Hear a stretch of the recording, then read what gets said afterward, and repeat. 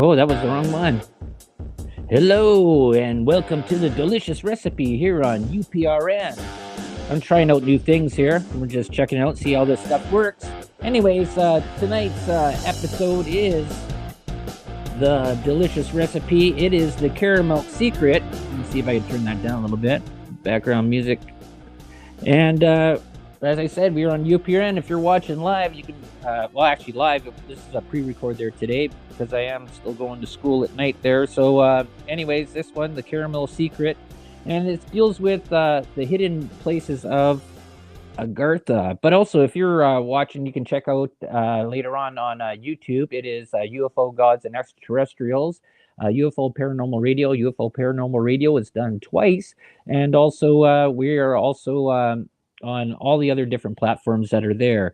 So as I'm looking through this all here and going through this stuff, I'm trying to get this to see how it works, but I guess it's not. But we're going to be looking at this area here, the hidden Earth, or the hidden subterranean Earth that is below, that has been written about in many, many, many different tales, lores, ancient texts. One is, oh, geez, the Epic of Gilgamesh talks about it, going to the underworld to find immortality. Admiral Byrd with Operation High Jump in his dealings of going up towards the North Pole and encountering a secretive race that was in contact with the superpowers to be there, but humanity has sort of shunned them, I guess, in a way. There's also talk about Shambhala, the hidden mystical realm in the hidden earth. There's Gartha, that, like we talked about. That's one of the names that it's given for this area. I also want to thank there too my helpful crew there. Hey, you, Kitty Pot, and Blaze, for helping with finding some of this stuff there and watching the ones and twos. But how do we start this off? I'm not sure. There's so many different histories and lore. Even if we go back into the part, we can actually even start off here too with Arumura. That's a place in Peru, and it's an ancient doorway in a rock, and in a rock, not a rock, but Arumura, called the Gate of the Gods, and this place there in Peru, the lore and temples, or the theory around there, is that there was a special key, a golden sun that fell from the heavens, from the sky, and this disc, when placed inside the doorway, opened up a portal to a different realm. That's one sort of theory, and then the theory that we're going to talk about there tonight is to deal with this family and the what did I say there? The Rorich, and there's the Rorich Pact that deals with with maintaining historical cultural artifacts so that they're not destroyed during times of war, that they're not taken and destroyed and stuff like that, so that information, that history, will not be lost, or those things. And if we look into I'll go into the Rourke stuff there, but in a bit, because that's the main part I'm going to go through with this part of the story there today. But a lot of things about this hidden earth sort of come up, and as I go through all my notes where I am here, the part is that there's always been this sort of this fantasy, or just this mystical area that is somewhere different than where we are. These stories sort of come up with little people, the fairies, and that, where they go to a different realm, which is sort of different, sort of a shimmer or a transcendence away from the reality that we know ourselves. And there's sort of interesting sort of theories that are around this, is that when you look into this part about missing people throughout the world, that sort of they're there 1 minute and they disappear, and then sometimes they show back up again, and they talk about being somewhere with different small creatures, big creatures. It goes into the Bigfoot area, goes into the fairies, little people, goes into that stuff as well. But a different sort of spatial time that's different from our own. And there is sort of some lore and stories of that where people have gone and walked and gone with these beings, whatever they are. They go under different names. Some of them can be evil, some of them can be good, some of them could be non anything, just existing out of a time and place. And as you go there, you could be there for 2 weeks, but actually 40 years could have passed. That all goes into the story. This is why I find this stuff sort of interesting. Maybe you out there listening will find this stuff interesting too. And you see this commonly through a lot of stories and in ancient cultures when they read when they talk about these things about the ancient past. A big common denominator that's always talked about is the flood. And every civilization has their own sort of flood story. They have their own sort of Adam and Eve story, the creation of the world, how humans came to be.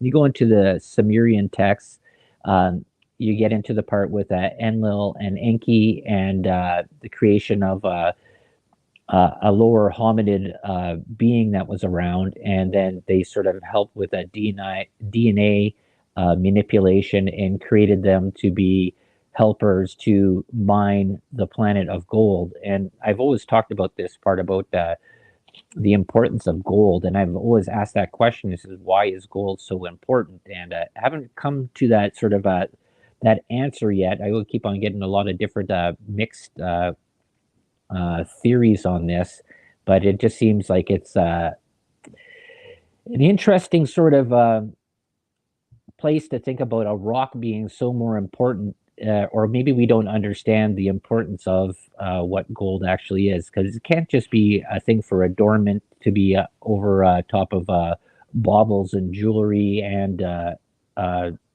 statues and stuff like that. There's a whole theory about that gold represents the tears or of the sun because of sun worship in old religions or old mystic things. There, that gold was this sort of item that sort of shared their belief thing. Because, well, you got to look at what did a lot of people there have to deal with. They had to deal with getting food, right, and looking at seasons and looking at different parts of how our yearly ebb and flow of warm and cold work through there, so that they would have food to go through these cold cycles.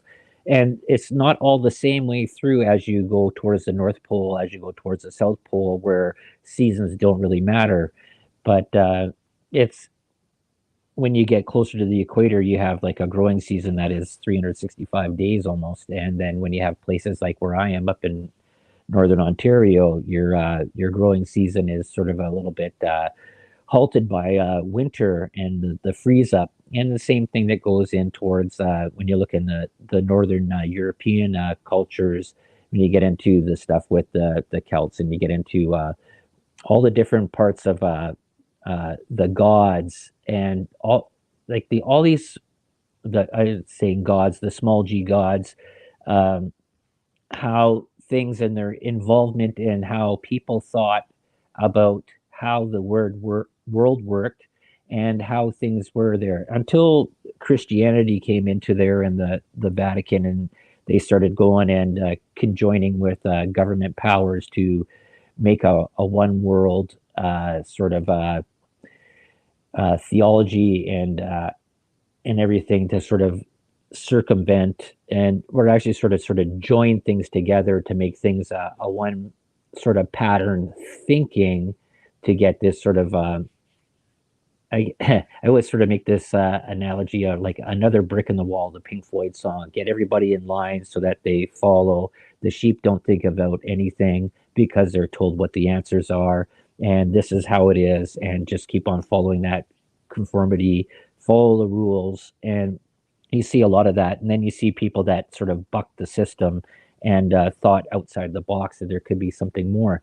And this is where the question, I always say, ask questions, um, question everything. As I say here in the delicious recipe, we throw everything in the pot and we see how it tastes at the end. And that's it. It's just asking questions and looking at things. And from my own experience of researching and looking at ancient cultures and ancient uh, stories, you like I said, you see these sort of common threads. And so we're getting into this one part here of the common thread of something of another culture, another civilization living inside the earth or something like that. And you have that. There's a part that you can look at too is the Hopi prophecies, the Hopi Indians, and they talk about there's a conjoined spiritual connection through the earth between the Hopi and the Tibetan culture. And where Shambhala is supposed to be is in the Himalayas, hidden away through a secret doorway. And I'll get into a little bit more of that there. But I found this sort of interesting is that the Hopi word for moon is the Tibetan word for sun, and the Hopi word for sun is the Tibetan word for moon. And the way that it was sort of explained is that they are the opposite of how they think because they're on both sides of the earth. And so when they're relating things, when they're in part, anyways, is that they're connected but opposite. And there's actually an interesting thing if you go into and look into the Hopi predictions of how the world goes. That they say right now that we are in the time or the epoch of the animal. There was before the rock, the plant, the water, and stuff like that. But we're in the animal. We haven't come to be a human being yet. And to get to that next level of being a human being is to when the four.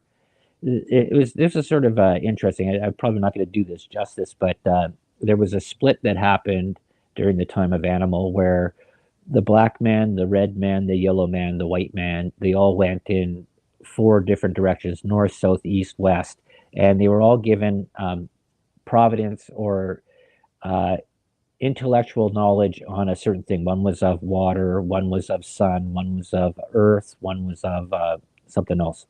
Anyways, is that during their time as they separated and went their own ways, eventually they would make them way back and they would share the information together.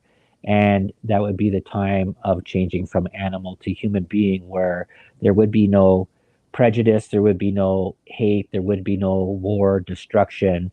That a joining of information of what I learned here to share with you, to all things, all the four sides or four parts of the compass come back together, and that will usher in the time of the human being where we can be uh, I guess socially civil to each other, not like how we are right now. I guess you could say we're still in this time of animal where we're still fighting wars and fighting over people and fighting over things. And this will come into this whole part about uh, countries and different things that have sort of gone forth to look for uh, ancient relics to give them, I guess, a bonus or a attributable power or some sort of advantage over another to control and move forward. And you see this throughout history. You see, if you look through the history of the earth, different cultures, how they have sort of expanded to take control of things. You look at Rome, there's the whole idea that Rome never fell. Rome just became the Vatican and kept on moving forward. And it's sort of interesting. You have the part there that went with Saddam Hussein and out there that dealt with the war, and the part that he was doing under you can fact check me and look into this stuff there too. Is what the story is that he was trying to uncover Nebuchadnezzar, and there's parts where he's gone and basically called himself that, and there's part in ancient prophecies about different people, entities, I guess you will, that move forward and they will gain great power. You look at the stories in text there of the Ring of Solomon. Now, the Ring of Solomon was a ring that was bestowed upon him from God, big G God. It goes into this that gave him dominion and power over below, on earth, and above. And the Temple of Solomon, as the story goes, uh, he was able to get demons that were roamed on earth and to call them forth. And he knew the name of the angel that was able to best that demon to make it compliant in doing what it was. And so he got each demon, I think there was like 47 of them. Uh, you can double check me on that one there, anyways. But allowed him this power over them, so to build his huge Temple of Solomon. And now we have there today, we have people fighting over this piece of land, the rock over there in. You have three different basically religions fighting over one certain piece of property, and it's supposed to be that the Temple of Solomon to be rebuilt in some part in the future here, where it'll be the New Jerusalem, which will end up dealing with the apocalypse and the end of the apocalypse and the, I guess, the end of days thing. But that's another story there too as well. We'll get into that one too if you guys want there at a later time. But going into this part about dealing with uh, a hidden civilization or hidden people, they talk about this over in in the southern part of North America, of the Ant people, where the native people were taken down into safety underground by a subterranean people, to save them from a cataclysm. And whether that and timelines, whatever, can vary. And there is a sort of a cataclysm that happened, which was the younger Dryas. That's the theory on there, where there was a great flood and meltwater that happened that eroded different areas. It could be part of the flood story. Who knows? It's all under theory and speculation. But something happened about 12,500 years ago, where a great amount of water came and washed away the places in. Oh, I got a cat there meowing in the background, and washed away a lot of things. And this could be part that there was a civilization that was beforehand that that did things. Sorry about this. I'm gonna go and try and find where this. There it is. Anyways, this this is all part of this interesting story about what could be, and is there something more out there? There's lots of things. Well, another part about that about the temp Nebuchadnezzar, and was they were looking for stargates. And this is a theory that's out there, whether it's true or not. It could be all just fantasy, all be uh, just stories that are out there, but things that connect us, human people, that of a history that we've lost, that connects us to something that's more, whether it's dimensional, whether it's cross universal, whether it's right here, that we know, that we don't know of, or we're not aware of. Or that's where a lot of these mysticism and these theories and these stories come from. And a big one, like I said before, was Shambhala, that's supposed to be in Tibet. And Tibet's a very interesting place that holds a lot of with the Buddhist monks. And there's a whole story. We'll get into that part there too. But also, there's a part there that was written. If you remember the story of Admiral Byrd and Operation High Jump, and I'll just read a little bit of this there. This is from the Diary of Admiral Byrd, and this is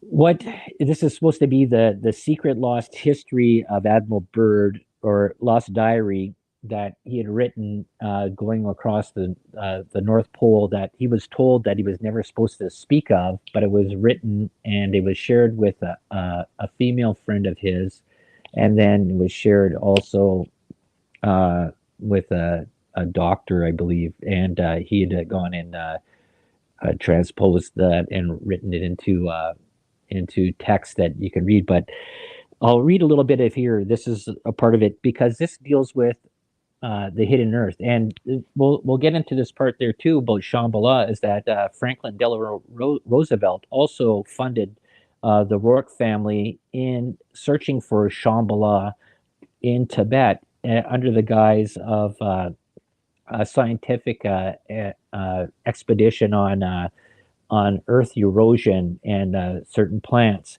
But there's a whole really interesting story that goes with that. But let's start with this part with Admiral Byrd. This is just a little bit here.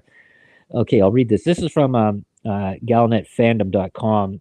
This is just one of them. So the reader of the following documentation should find a striking example of dire devotion, especially when one considers that this log diary was written in the year 1947 in the months of February and March, under circumstances that eventually defined the imagination and credibility for those times and for others. Here is dealt with the evident answers, the origin of the so called UFOs, as well as the hollow earth, or as the Admiral described, the land beyond the poles. Now, there's been a lot of conspiracy and speculation that uh, NASA or satellites do not film or record anything over the north and south pole. That there is sort of like a spot or a hidden spot where it doesn't record. And well, the part is that the Earth is a huge magnet that's spinning, and that creates our magnetic field and helps us with the Van Allen belts that help protect us from solar radiation. So there's a lot of science that's out there that the way the Earth works, and there could be sort of areas uh, where instruments sort of work in a different way. I've relayed a story before about when I was prospecting in the bush, and we were around a huge area where there was a lot of magnetite in the ground, and our compasses would keep on reading in different directions. We could never follow a north-south route because they were just always hitting this huge load of mineral that was in the ground that would always pull the magnetic compass over to a certain direction. So you can end up walking around in circles. And there's different stories too of areas around the Earth where magnetic properties hold are a lot stronger and hold a different field, and things act a little bit differently. There's the Mystery House. There's one in the U.S. There's also landmarks and ancient burial sites and temple sites and altar sites that are all around the earth that are located along these ley lines, which are almost like magnetic lines that the earth produces as that huge ball of iron spins at the center of the earth and causes different effects on the earth. So anyway, so this part of Admiral Byrd's story goes into him going exploring the North Pole. Okay, see the land beyond the poles. The reader will relive that period as he reads this document. To say it is fascinating is a place of mildly, but to read it now for yourself, I know that you would conclude the Admiral's own words. Just as long as the Arctic ends, the brilliant sunshine of truth shall come forth again, and those who are of darkness shall fall in its light. Dr. D.B. Okay. So Admiral Richard T. Byrd's diary, February, March 1947, the exploration flight over the North Pole. The Inner Earth, My Secret Diary. I must write this diary in secrecy and obscurity. It concerns my Arctic flight of the 19th day of February in the year of 1947. There comes a time when the rationality of man must fade into insignificance, and one must accept the inevitability of the truth. I am not at liberty to disclose the following documentation at this writing.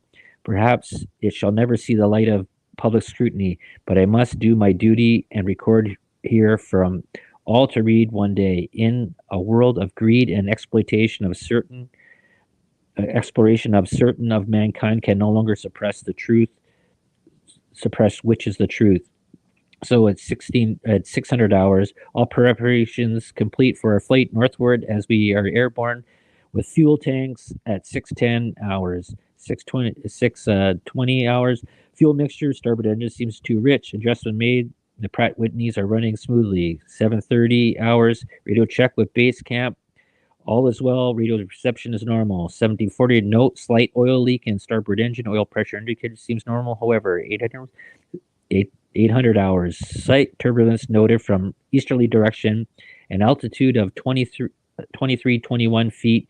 Correction to 1,700 feet. No further turbulence, but tailwinds increase. Slight adjustment in throttle controls. Aircraft performing very well. 1850 hours. Radio check with base. Normal. 830 hours. Turbulence encountered again. Increase altitude to 2,900 feet. 910 hours. Vast ice and snow below. Correlation of yellowish nature and disperse of a linear pattern. Altering course. A better examination of this color pattern below. Note reddish or purple color also. Circle this area 2 full turns and return to the assigned compass heading. Position check made again to base camp and relay information concerning colorations in the ice and snow below. 910 hours. Both magnetic and gyro compasses beginning to gyrate and wobble. They were unable to hold our heading by instrumentation. Take bearing with sun compass, yet all seems well. The controls are seemingly slow to respond and have sluggish quality, but there is no indication of icing. 9:15. The distance is what appears to be mountains.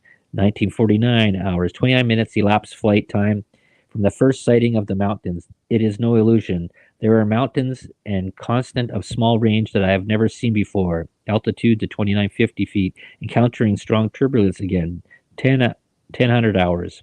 We are crossing over the small mountain range and still proceeding northward as best as can be ascertained. Beyond the mountain range is what happens to be a valley with a small river or stream running through the center portion. There should be no green valley below. Something is definitely wrong and abnormal here. We should be over ice and snow. To the port side are great forests growing on the mountain slopes. Our navigation instruments are still spinning. The gyroscope is oscillating back and forth. At 10:05 hours, I alter altitude to 1,400 feet and execute a sharp left turn to better examine the valley below. It is green with either moss or a type of tight knit grass. The light here seems different. I cannot see the sun anymore. We make another left turn and we spot what seems to be a large animal of some kind below us. It appears to be an elephant. No, it looks more like a mammoth. This is incredible. Yes, there it is. Excuse me.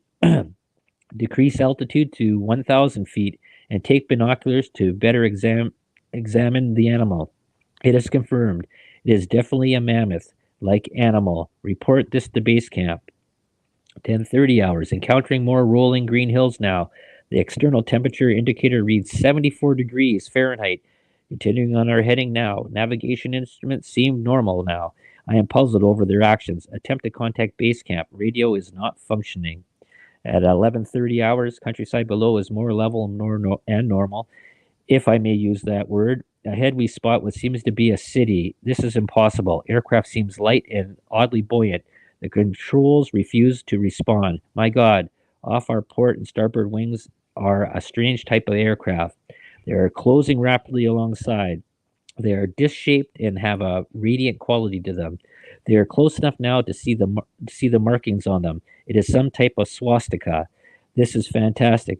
Where are we? What has happened? I tug on the controls again. They will not respond. We are caught in an invisible grip of some type. At 11:35 hours, our radio crackles and a voice comes through in English with what perhaps is a slight Nordic or Germanic accent. The message is, "Welcome, Admiral, to our domain. We shall land you in exactly 7 minutes. Relax, Admiral. You're in good hands. I note the engines of our plane have stopped running. The aircraft is under some sort of strange control. It is now turning itself. The controls are useless." So this is the part that comes into this story. So this is well, whether you want to believe this as being fantasy or some sort of made up story, but this was sort of hidden, and this was what he had relayed before his death, Admiral Byrd, that he was told not to share this. And this is where the speculation and conspiracy comes into this whole part about what is actually at the polls, that none of this stuff is sort of read or it's sort of hidden to the rest of the public on a need to know basis. But it's sort of an interesting story. I'll continue on here. Okay, so at 11:40 hours, another radio message received. We begin the landing process now. And in moments, the plane shudders slightly and begins a descent through as though caught in some great unseen elevator. The downward motion is negligible, and we touch down with only a slight jolt. 11:45 hours. So this is all before lunch. I am making a hasty last entry in the fight log. Several men are approaching on foot towards our craft, and they are tall with blonde hair. In the distance is a large shimmering city, pulsating with rainbow hues of color. I do not know what is going to happen now, but I see no signs of weapons on those approaching. I hear a voice ordering me by name to open the cargo door. I comply. End log. So that's all the parts that he'd had there, and whatever was conveyed through the memory of that. And part out of there is that the planes had sort of disappeared, and there's sort of a time where they were no longer seen. And this is the story that he was given to tell about this area of maybe underneath underneath the earth, or some sort of different thing. Now, whether or not this was a part for a story to keep other nations and that away, or to keep regular people away, that there was something out there that you would need some sort of military or some sort of there to go and deal with this to meet the this is the I guess a sort of a different theory that's out there. Now, when you go into this other story, there's another one story of uh, Edda Dorfa, The End of Earth, and it was written by the man who did it. And this goes into a story of a guy, the man who did it, that was, I believe, no, it was or Dury, or I can't remember. Anyways, I have to look more into this one. Anyways, as he was taken by some sort of hidden esoteric cult. People put a bag on it, and he was taken down to a cave in Kentucky. And this cave in Kentucky, he encountered a reptilian, albino type silky skinned entity creature, and took him down into the inner earth, where traveled through that. And the story that goes through this, there's actually sort of two books here. There's Edda Dorfa, The End of Earth, by the man who did it. And the other book was Edda Dorfa, or The End of the Earth, The Strange History of a Mysterious Being and the Account of a Remarkable Journey. And that's by John Uri Lloyd. And this was sort of a redone story that was parlayed to him, that he had rewrote and given. And I guess with the book dealt with a lot of scientific physics and knowledge that was sort of involved. And that's why people started thinking, is this actually a true story or not, or this is a work of fantasy fiction. And but the part is conveying different things that were seen underneath the ground, bioluminescence, types of other parts of illumination light source that was there, that was able to grow plants in different configurations than what we see up here on flat level, or on the earth. And this also goes into the part with the Roques, or I always want to say their name wrong. It's Roerich, Rorsch.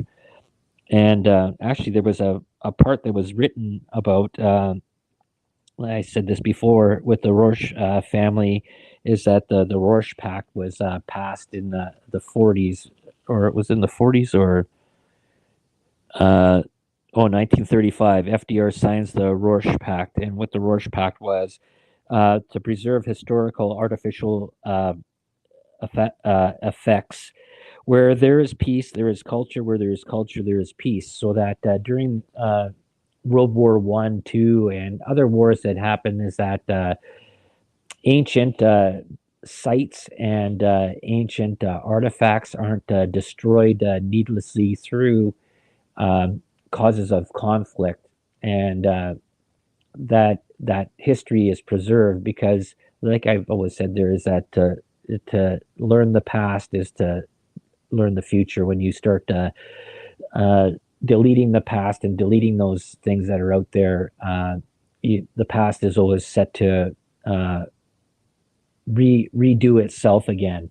But this family, anyways, this, like I mentioned, the part with the what was it called there again? Amamura, the gate of the gods. A special key, a golden disc, fell from heaven, and this, when placed inside the doorway, opened up a portal. Well, this is sort of the same sort of thing that happened with the Rourke family. There was his wife Helena. She was a sort of a mystic. They dealt with the occult. She dealt with talking to other beings, and that she was and he was into the Nicholas was into the same thing, into the occult, and he was very scientific. And he painted a lot. He painted a lot of pictures, realism pictures, impressionist stuff, and actually, There's a lot of museums, and his paintings are in Russia, in the U.S., and in other places. And like I said, there was a declaration or a pact that was signed about preserving history. But they, at the first part, they were sent off. They went off towards the Himalayas. Now, this is a sort of a real. This is actually a very in-depth story. How much time we got here? Got about 15 minutes, or I mean 10 minutes less. But I'll see if I can go through this very quickly. And what they were doing was, Helena was given some sort of in the early 1900s. She was given this sort of message to her about finding a hidden land, Shambhala, and they knew that it was through Buddhist and Tibetan and different religions, that there was a speculation that it was somewhere hidden in the Himalayas, or out that way in those mountains. And you figured that the Tibetan people in China, there was conflicts that were going there. Tibet was totally closed down. It was being ruled by basically to say what's not pirates, bandit groups, and it was very secluded. And actually, even in today's history, planes actually don't even fly over Tibet, and the reason being because of the Himalayas are so high, but also there is nothing down there. So if there is some type of engine failure or anything like that, there is no place to land or no place to get service or assistance. So commercial flights and that, they usually fly around that area. But they were given this sort of this idea of they had to find Shambhala, to go and find this area. Now I'm going to probably jump around a lot because I wrote this out of order here. But in 1913, his name Nicholas Roche, the father, he helped in the construction of the first Buddhist temple in Russia, and he became close to a teacher, the 13th Dalai Lama. And during this time of the construction, that and his closeness with the teacher of the Dalai Lama, he was esoteric information was shared, and he had learned about the religion, and he learned about Shambhala and this hidden area underground. Now, some people will call this Shambhala Agartha. It's been called different names, but Shambhala was this hidden area with beings that were down there that possessed other than humanly expertise and powers, and I guess you would say that things that work up here probably don't work down there. They're just different things to go through. And he was given this sort of information, and he was told about this stone. And this comes into this whole thing. This is why I relayed that part about the sun disk that fell from heaven for the doorway into the gods. There is that there was this stone. It's called hopefully I don't burn this, the Chintamani stone, a magical stone of another world. And it's a meteorite that fell from the constellation Orion. Now, there's part of it that says that it could be molderite. This stone, molderite, is a very heavy, not heavy, very actuated magnetic properties to it, and it's used a lot in occult practices, in for summoning and rituals and stuff like that. But they said that this stone, the whole part there is to bring you to the king's tower at the center of Shambhala. The stone lets you, and if you touch the stone, it allows you to see the past, present, and future. It exudes a type of energy to you. Now, this part of this stone, this say it again, Chintami stone. They've referenced it to be almost like the philosopher's stone, which it allows you to live forever. That's basically you can't die, but a magical stone in that type of nature. But this stone there was also it had broken into several pieces, but actually into three fragments. And during this part is that if you had possession of the stone, if you knew the entrance to this area, you would be able to pass through from this earthly area into the inner earth. It opened up a doorway. You think about it like when in Lord of the Rings, when they were searching to get into the dwarven kingdom, and they had to go through the door, and they needed to speak the words, and it opened up the door, and they were able to get in there. Well, this is basically what these magical objects, or these mystic objects, are, and allow someone to pass through into a different realm, dimension, part of time and space, I guess you could say, and learn from, or just experience and learn from places. But they had come across, they'd gone there, and the family, the Rourke family, with several people, they had gone to the Himalayas through Tibet. They traveled through, documenting everything. He had kept a diary, of scientific diary, and then an esoteric diary is what is parlayed through this. And he was a painter, and he painted 500 different pictures of what he saw in his, that's why they call him a realism or whatever. He painted what he actually saw, and what he depicted through there. As the story goes through, the first one they go through is during 5 years, they traveled through many different mountain passes searching for this entrance into Shambhala. And during this part, though, is that you have World War One, before World War Two, and you had funding that was happening there from the Russians, from the British, and later from the Americans, because whatever they might have found, because they were, I guess the part out of it was that they were believed to be that they held some sort of mystic sort of thing that could lead somebody to get some sort of power, which would help them in their fight during the war, during anything. And this has been a long thing. The Nazis also did the same thing with going out to find the Ark of the Covenant, to find the Spear of Destiny, the spear that was supposedly stabbed into Jesus Christ on the cross. And if you had that spear point, that would you would never fall in battle. You would also win.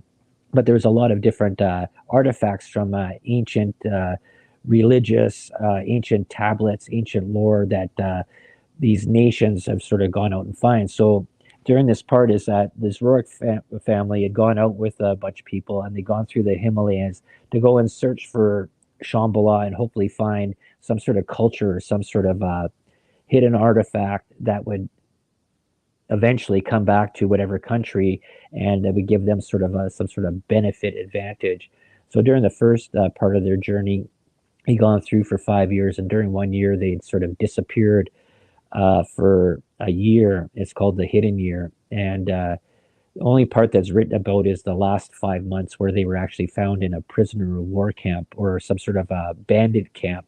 But for the 7 months prior, there was no sort of instance of where they were. There was nothing written down, and people speculate that they actually found the way in.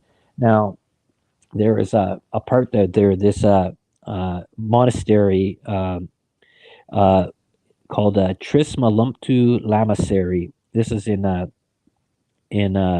Tibet. In this Buddhist monastery, a monk presented a 5-inch black crystal stone called the lapis exilis, the stone of exile, one of the 3 split pieces, fragments of the Chintamani meteorite. Uh, and like I said, there was moldavite highly material there. But on this, it was given to Nicholas Rourke, and on this 5-inch stone was written in Sanskrit, and the tune was being through the star I come, I bring the chalice covered with the shield. Within it, I bring the treasure, the gift of Orion. See, and that's the part where this Chamari meteorite it come from Orion. That's the part of the myth and the lore of this story that goes through there.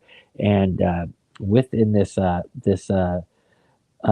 lamasery, this Buddhist temple at the back, when he went in there for his second trip back in there, which was funded by FDR, Franklin Delano Roosevelt, because these expeditions cost a lot of money, and hopefully this stuff was going to be brought back to the U.S. But along this whole part of this story is that a bunch of their expedition party were spies from Russia, from Britain, from the U.S. And there's also thought that the Rourke family might have been double agents there too, because during one part of their expedition, during in between the first and second, they had gone back and they relayed a bunch of information to Russia, where they should have gone a different way, but they went that way. And so there's a lot of speculation involved. But this part with this second time that they had gone in, and they funded by the U.S. They had disappeared for a course of 3 months, where nobody knew where they went. They just basically disappeared. The family disappeared off the face of the earth. And they think with this stone, before Nicholas had returned the stone back to the monk, is that they had gone back and they'd gone into Shambhala, and they had learned from the people down there of what the purpose and why they're not there to help, that we're still in this age of animal, like what the Hopi Indian had said, that we were in this epoch of animal. We haven't come to be the human being, where we've become to share information and come together in peace and I guess peace, love, and prosperity, and sharing where there is no more sort of violence. But there's more to this story too that deals with this, and it almost sounds apocryphal, like in the Bible, of the end of days there too, where where evil tries to triumph over good, and then good basically wins out, and the world becomes a cohesive, caring sort of place. But another interesting part here is that I remember I told you there about the 13th Dalai Lama and Nicholas Rourke being in conversation with the teacher of the 13th Dalai Lama. And so during a part of this, the 13th Dalai Lama, after the Rourkes had done their second expedition, ordered that all the Chintamani fragments, all 3 of them, be stowed away in secret locations. Any of the 3 fragments can find and allow entrance into Shambhala. So he had ordered that these fragments be hidden away, and who knows, at another time, another place, whatever history sort of unfolds, will allow these things to come back in. But the story gets more involved in this. But like I said, these are all little bits of stories that are in there. I can go into more parts about the Rourke family and the history with them and the cult members that they were involved with, and there was a lot of them during this time in the early 1900s. Blavatsky, the female European uh, occultist that was able to communicate with different beings, and there's a whole bunch of them. I think there's about, I think there's 21 of them that all had sort of certain interests and powers that governments and the powers that be were looking to employ to get these trinkets of the past. But anyways, we'll leave it at that. We'll leave it on that story. Oh yes, and I forgot to tell you what the Caramilk secret is. So there was a big commercial campaign that went off about 20 something years ago. I believe it was about 20. It could be a little bit longer than that. And they had a whole bunch of commercials out there. It says, "What is the Caramilk secret?" And if you remember what a Caramilk bar, right, it has the chewy or the creamy caramel into the center, and as soon as you bit into it, it would just drip out. And people were saying, "Well, how do you get this creamy caramel into the center of this coated chocolate bar?" And you could break off little squares and pieces. Actually, I had a bar here, but I forgot where I put it there. Anyways, the part about the caramel secret, and if you go to any part of any chocolatier that makes candy treats or chocolate treats and stuff like that, is what it was is that the caramel had uh, an enzyme put into it there, or a part, and also it was placed into a tablet area so that at room temperature that it would become liquid. So you pour half the chocolate bar that had the cavity in there that was there. You drop the caramel that was sort of semi solid but not gooey, and then you would coat the bottom of the bar with the chocolate there, and now you have one complete bar with this caramel center. And as it gets to room temperature, the caramel goes back to its ooey gooey goodness of dripping caramel out of the bar. And so that was what the caramel secret was. But you can check that out there also on YouTube and on there, and check out any chocolatier sites or any shows and stuff like that, and they show you how they put coat things in chocolate and how they get certain things like that. But that is part of the caramel secret, and this has been the delicious recipe. And thank you all for listening along. And we'll check you all out there next Thursday, and we'll see where we go from there. What stories and that I have different guests that'll be showing up later on this month and into next month. But thank you very much for tuning in, and we'll check you all later.